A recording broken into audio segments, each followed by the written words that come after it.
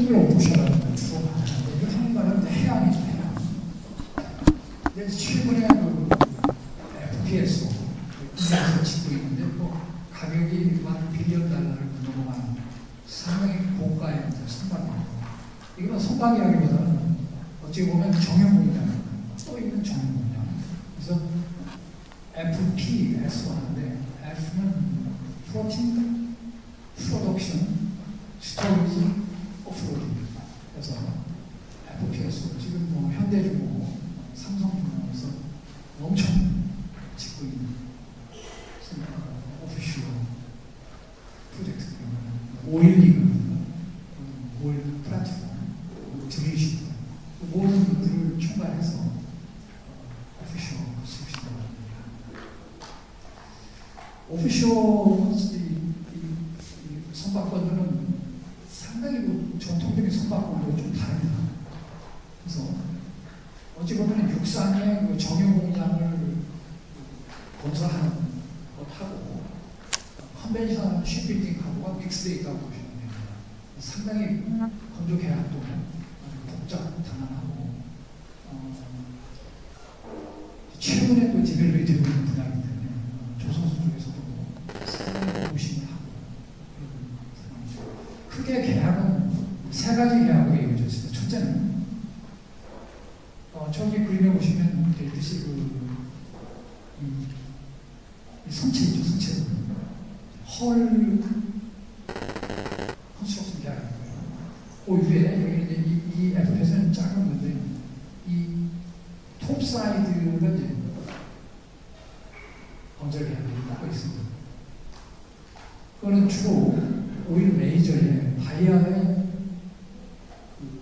계약 형식을 주로 따라서 계약이 있습니다. 이 선체와 톱사이드 계약 외에 어브레라 계약이 하고 왜 어브레라, 왜 우산이라는 표현을 썼냐면 두 계약 자체가 너무 이렇게 전혀 별개고 따라서 전체적으로 이 FPS의 프로젝트를 하기 위해서는 먼지 총괄하는 프로젝트 자체를 가버닝하는 그런 이 계약 자체가 상위 개념으로 존재를 해야 원만하게 두 계약 자체, 다시 말해서 부분적으로 파트별로 연결되어 있는 두 계약서가 별 무리 없이 워킹을 할 수 있게 되죠.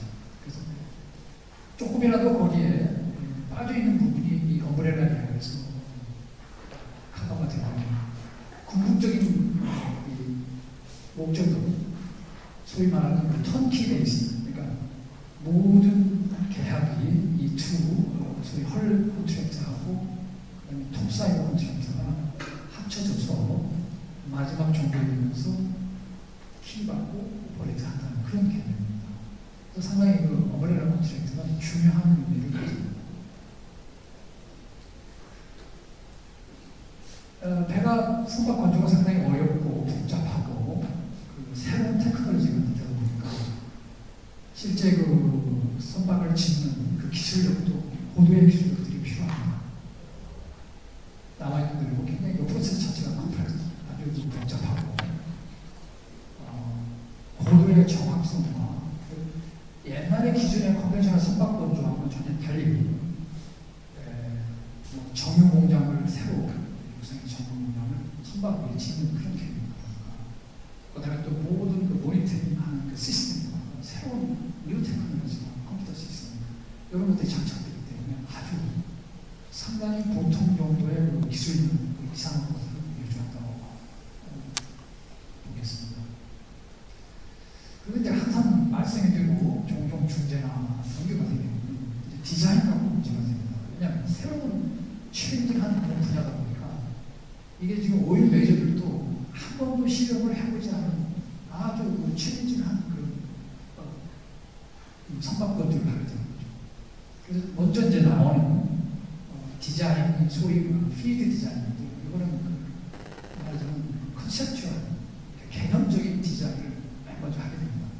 그러니까 돈을 일단 뭐 1조가 아니라 1 빌리언 달러를 돈을 투자해서 이게 제대로 워킹이 안 되고 프로핏이 안 빌렸다는 월스트만 이러니까 상당히 디자인 단계부터 신경을 많이 쓰는데요. 말하자면 프로토타입의 디자인입니다. 피드 타입 디자인, 프론트 엔드 엔지니어링 디자인. 그리고 맨 먼저 최고로 추천한 게 디자인을 하거든요. 이 디자인은 목적이고 비딩하기 위해서 계략적으로 얼마 정도 프로젝트의 코스가 나오지. 그런 여러 가지 있는데 결국은 나중에 그 EPC 단계에서도 결국은 피드 디자인이 이제 준용이 되게 되죠.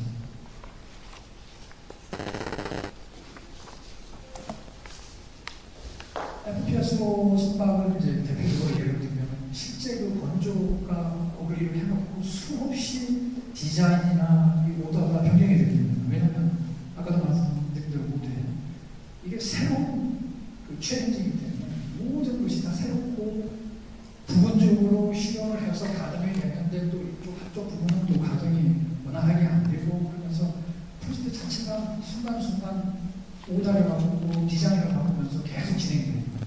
어떻게 보면 계약성과보다 실제 매니징에 더 많이 도움이 되는 것도 있습니다. 굉장히 중요합니다. 이 소위 오피셜 건조할 때.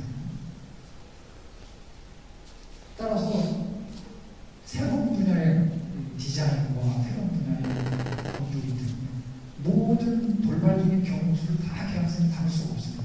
그래서 그때 이제 오다나 디자인을 바꾸게 되는데 이제 조선소 입장에서는 항상 문제가 됩니다.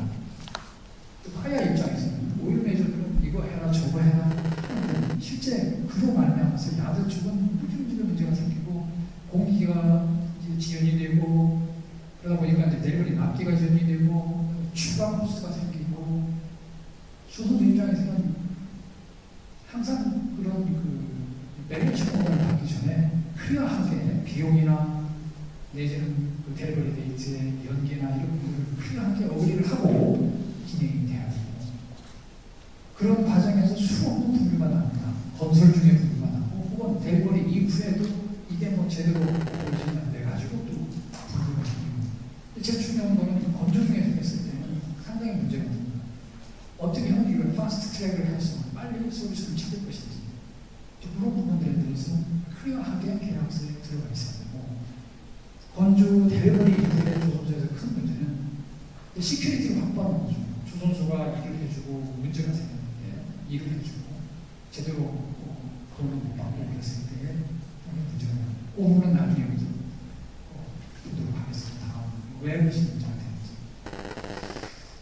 그 다음에 이제 계약서에 보게 되면 이제 포스 매주죠. 우리 한국 나라는 소위 말하는 불가항력인데 바이오폼의 그 조선 계약, 건조 계약을 보면 가끔 이런 상충되는 조항들이 많습니다. 어디에 야들은 자기들이 컨트롤할 수 없는 거는 책임이 없다. 뭐 이렇게 또 있는 부분이 있는가 하면 또 다른 쪽에는 야들은 모든 그 서브 컨트랙터의 책임을 지게 됩니다. 억셉트하였다. 이렇게 되어 있습니다. 그래서 컨트랙트 완전히 상충되는 조항도 많이 있어서 특별히 주의를 요하고요. 커미셔널 딜레이는 이제 바이어 측에서 제대로 자기 의무를 이행을 안 해가지고 지연이 됐을 때 그거는 이제 납기가 연장이 됩니다. 그래서 이제 특히 오피셜 건설에서는 프리벤션 프린시플이 적용이 됩니다. 그건 뭐냐면 발주자가 핵이나 아니면 부자대로 아무것도 안 하면서 어플도 안 해주고 쉽게 결정도 안 해주고 그래서 계속 공기를 진열을 시키는데 야도 하여금 일을 계속 못하는 채를 못하는 그런 일을 해서 안 된다는 그 대학 원칙입니다. 이거는 이제 육상, 건설 육상이 보통 건설공사에 적용되는 건데 똑같이 오프쇼에도 적용이 되는 것입니다. 그래서 이렇게 바이러의 문제에 의해 가지고 딜레이가 됐을 때는 소위 리퀴디티 데미지를 면치 그렇긴 하지만 모든 것이 저렇게 다 이 프린시플이 적용되는 게 아니고 대부분 오프쇼 계약들은 실무적으로는 전부 이 바이러의 권리들은 야드의 권리들을 다 제한하고 있습니다. 콘트랙트 아웃이 시킵니다. 콘트랙트 아웃이라면 그걸 다 빼버린다는 거죠. 상당히 그 야드 측에 불리한 그런 건조 계약들이 대부분입니다.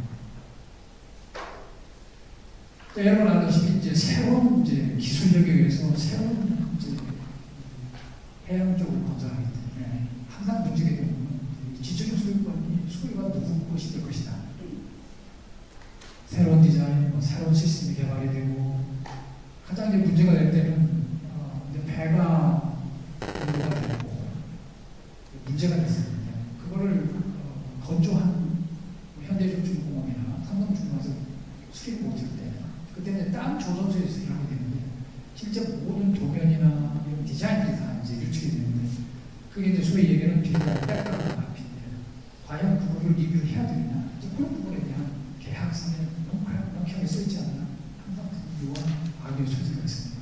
물론 콘피덴셜리티 리ኳ이먼트를 요구를 하면서 현대중공업이나 삼성중공업에서는 수리조선소에 모든 디자인이나 시스템 도면들을 줄 수는 있지만 실제 결국적으로 자기의 아주 고가의 자기의 IP 거리가 유출되기 때문에 상당히 문제가 됩니다.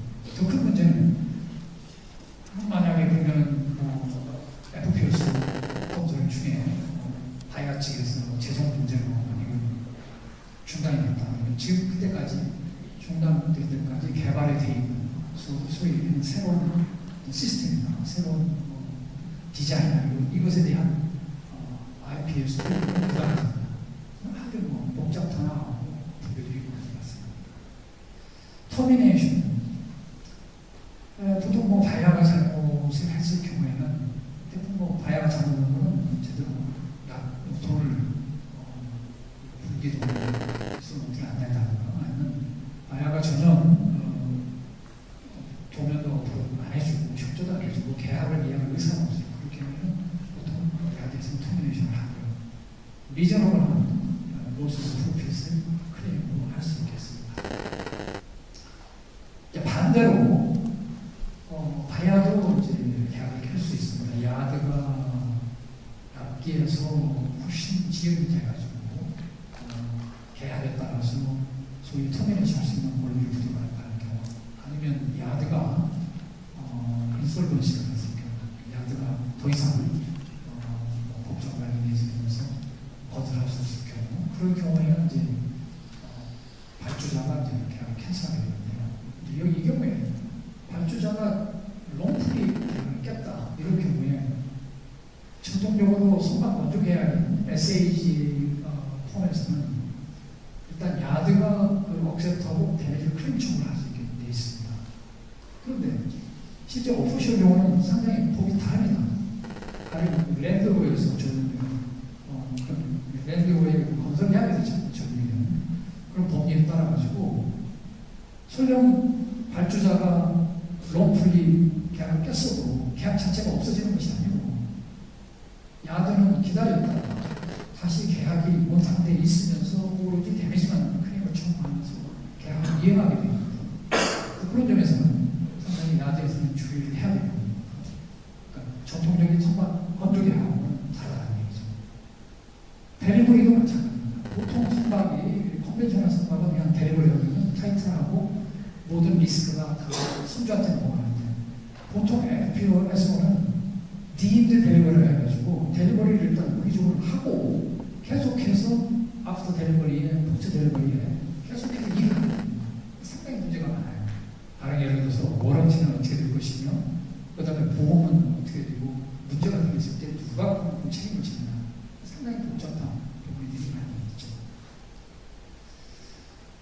또 워런티는 그 SAG 보통 폼에서는 에코노미 로스라든가 파이낸스 로스는 면적이 되고 책임도 일부 제한돼서 단순히 수리비만 해주게 되는데 오피셜 경우는 전혀 다릅니다. 그래서 각 조항마다 워런티 조항을 상세하게 양측 당사자들 발주자나 야드나 클리어하게 어떤 것은 면책이 되고 어떤 건 리미테이션을 하고 익스프레스 해놓치는 그 금액 자체가 어마어마한 금액이기 때문에 뭐 텐스 밀리언, 100 밀리언 되기 때문에 이런 부분에 대해서 야드 측에서는 주의를 하셔야 됩니다. 이슈라서는 아시다시피 워낙에 그 리스크가 크기 때문에 주로 이제 번주 중에는 좋은 선택이 되겠지만 after delivery 후에는 이제 또 봐야지 되겠지. 번주 중에 이제 주로 여기서 이제 유리한 거는 노크펀드 클로즈로 해서 이건 어떤 클로즈냐면 보험과 관련된 건데요.